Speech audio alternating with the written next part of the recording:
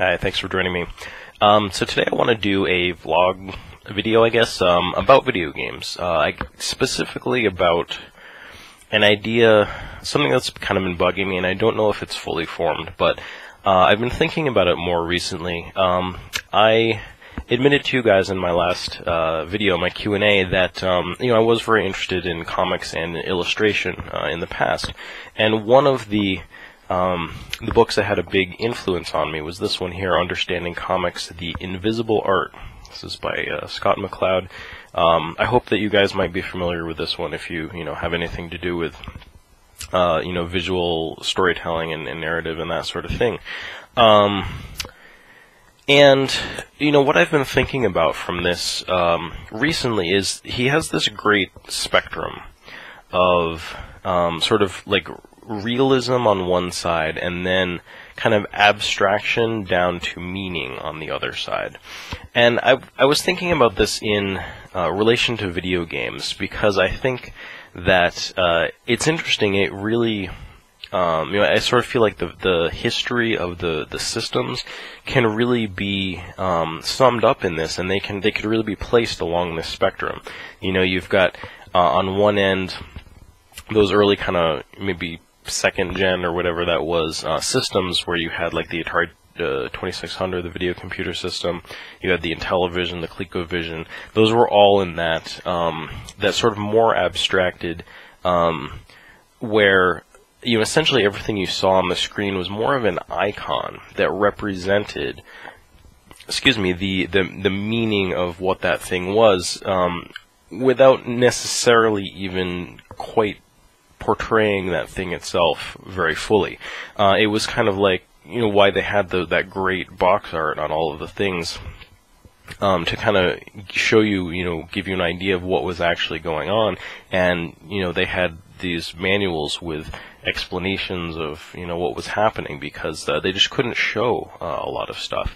And as you go through the generations, you've got, 16-bit, 32-bit, 64-bit, you kind of get more and more realism to it. So, I feel like some of the systems that I gravitate towards, I feel like I do so because they exist on this spectrum.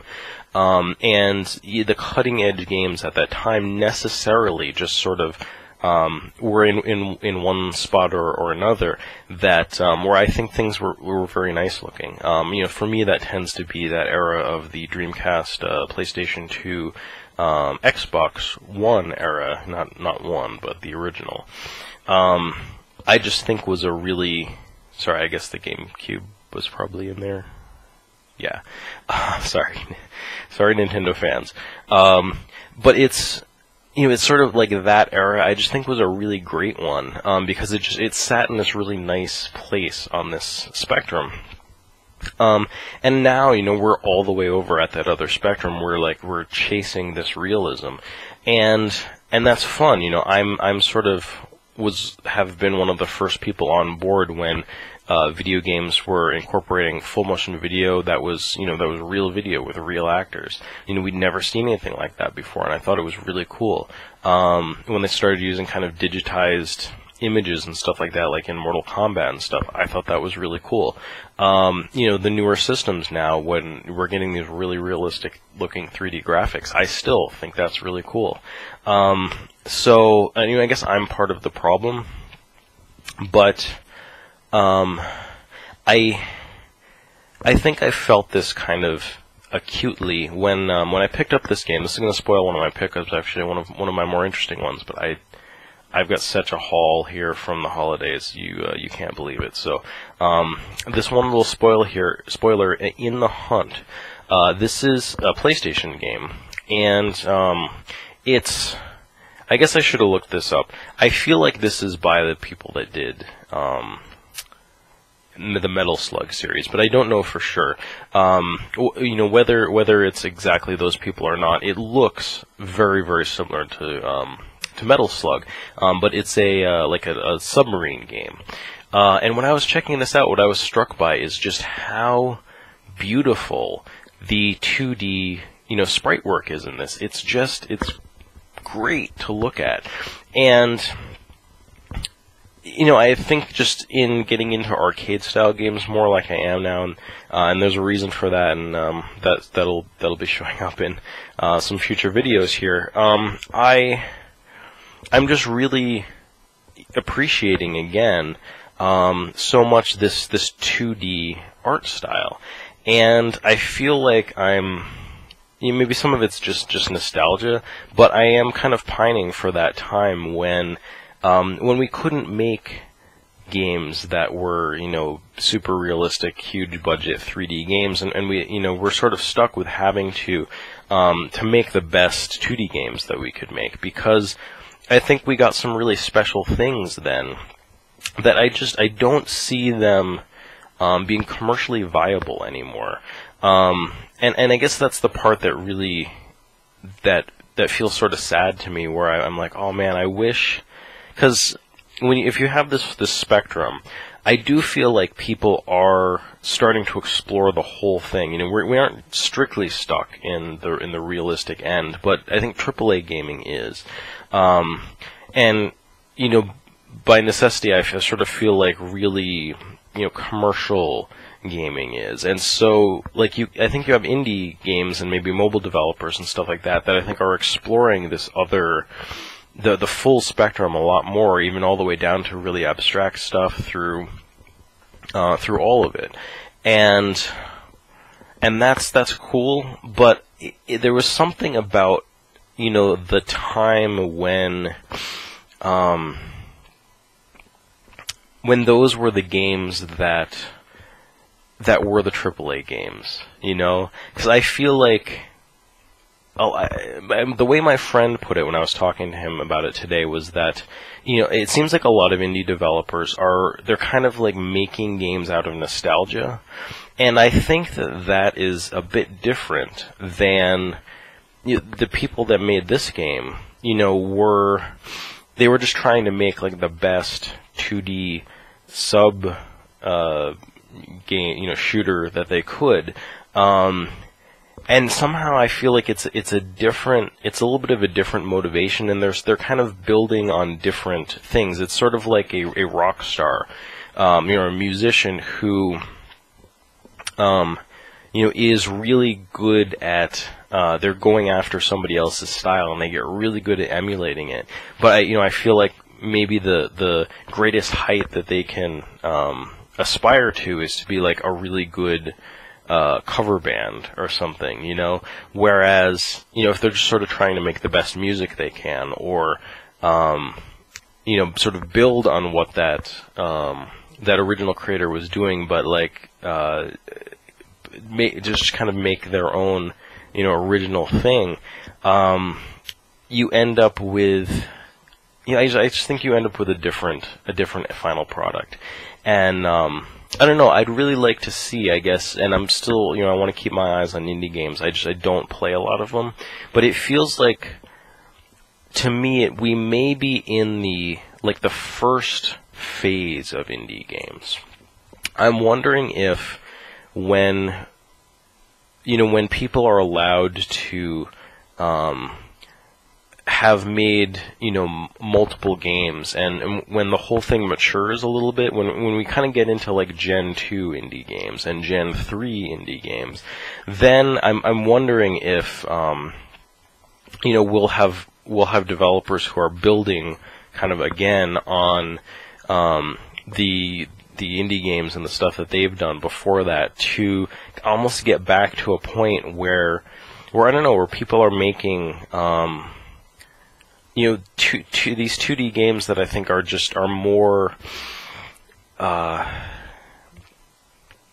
they're just more mature. They're sort of more fully realized, and maybe it's less about strictly the exploration or strictly the excitement of making something new or trying new things. And we have new technology and all kinds of stuff, but I don't know, I guess maybe the question that I'm wondering is, did we tap this stuff out? Because I think at the time we were ready for something new. That's why 3D took off the way it did. And, and I think, how many side-scrolling, run and gun games can you have, or just vertical run and guns, or side-scrolling shooters, or platform games? Like, did we really tap that out, or it basically is this sort of thing the pinnacle, and like there's just no point in going beyond this, and this just sort of stays a relic of the past, or is there more room to kind of explore those games? Because I feel like I haven't played enough, and I haven't seen enough games that have really lived in that space, and I feel like I wonder if there really was an alternate reality there somewhere where some of the systems that I really appreciate now, I think, are things like the PCFX, where it wasn't really a 3D powerhouse. It was really good at FMV. It was really good at 2D stuff. The Saturn or something was a good hybrid system, and actually I think did really well. I mean, the Dreamcast 2 in Japan had tons and tons of 2D games on it, but I feel like in the West, it's ever since that PlayStation era, it's been 3D, and I feel like Sony had I heard about a policy that they had of not wanting to have a lot of 2D games on their system, which, this is an early PlayStation 1 game, obviously, so I don't know how much truth there is in that. But, if that's the case, I feel like in some ways they're, partially responsible for the direction things took then, and I almost feel like that's guided how the game industry's ended up now. And, I don't know, I don't know, I'm not, like, assigning blame necessarily, but I wonder if that's more to do with with the PlayStation being strong in 3D and some of those other systems that it was competing with at the time not being as strong, and so Sony just leveraging their strengths and sort of being in the right place at the right time. If that had more to do with that, or just this, if just tastes were moving away from that 2D stuff anyway. But I still think, in retrospect, sort of looking back on some of those things, I'm really enjoying finding these 2D games that I didn't really know about, and rediscovering those. It's a lot of fun right now, and I just I don't know.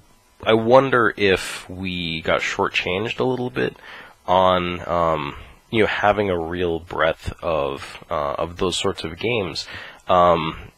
Going back to comic books, kind of the same way that the Comics Code Authority sort of locked Western comics, or maybe at least in the U.S., into more and more these kiddie style comic books that ended up in this sort of narrow range of genres where they were essentially like based on kids' cartoons or were superhero comic books.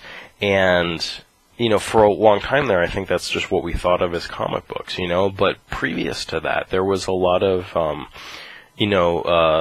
just out there stuff. There was, horror and romance and, just these comics that were more edgy, they were more adult, and we clamped down on that here. In Japan they didn't, and, I think that they had a richer, sort of more varied, more interesting, evolution of comics there, and then we found like we're re-importing that, but I think it sort of led to the same thing. You had a lot of independent comic book creators too there for a while, but I think we're seeing like tons superhero movies and stuff now. I mean, it's really influenced our whole culture around that, and I wonder, are we going through something similar with video games where some of these 2D genres in Japan were able to kind of stay relevant in that era of the Sega Saturn and some of those, the Dreamcast and some of those consoles back then, and it wasn't in the West. I mean, not for something like the Comics Code, but maybe just people's tastes, or maybe corporate kind of mandates about what they thought was selling or what was selling, and and so we've ended up with this I guess I don't want to call it like a narrow scope of gaming, because I think if anything, gaming has kind of exploded, and it's not. There's a wide variety of different kinds of games. You know, there's still cartoony games, there are still quirky games, there's still a lot of different stuff. But yeah, but I don't know. Just I feel like the heyday of 2D games has passed by. Well, what do you guys think? Do you agree with that? Do you think that you know, we can get back to that? Do you think that was tapped out? I guess I'm not fully formed on this idea, but it's kind of I guess it's a question I want to put out there to you guys. So anyway, I hope that this was somewhat interesting, hearing me jab on. I have a really big pickups video here coming up, so I might do that soon, and hope you're looking forward to that, and hope you'll join me again for more anime and video game related videos. Thanks for watching.